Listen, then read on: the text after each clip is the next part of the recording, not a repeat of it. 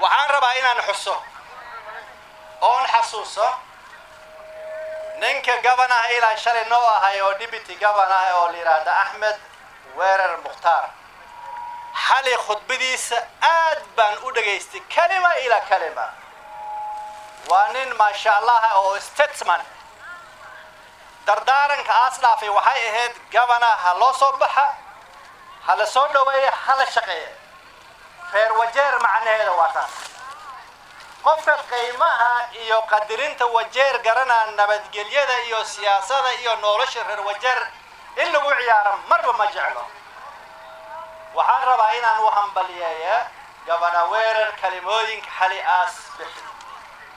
waxaa kaloo rabaa inaan u hambaliyeeyo shaqaalaha la wada shaqeynay walaalkay Cabdullaahi Furuqa hadda intuu taagnaay shaqaalaha ayaga oo qof kasta oo xafiis soo galay heegan u ah macnaha shaqaalnimadana waa taas ninkii hooyaday qaatay waa bay somaha marka codsigay koowaad oo gabanaha u jeedinaa waxaa waaye qof shaqaale oo la takori kara ma jirto bana gavana tunaomba there should be no victimization wafanyakazi wa county wafanye vile walikuwa wanafanya na hata wafanye bidii zaidi na mimi najua watafanya kazi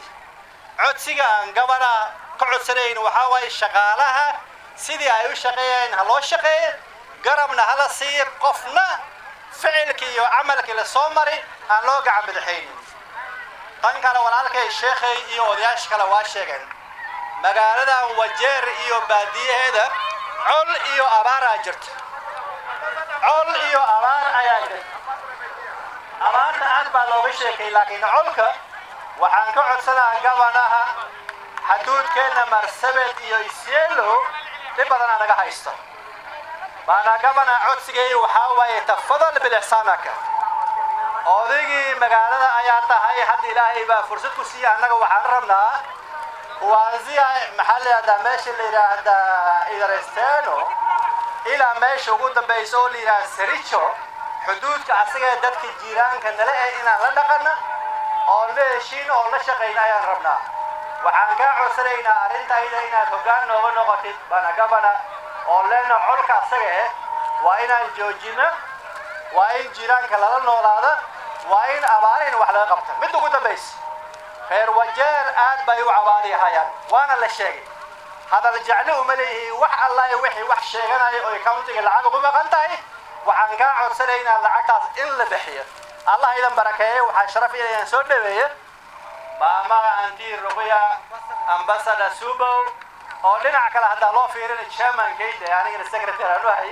ayaa ciisi sharafiya maama soo dhaw hada uma santiin wajeer wajeer Allah barakeeyo رب الله نسي نبض الله نسي مدح عدالة أو إلهي كعبسرين الله نسي ما يشاز باكي لدينا آمين لها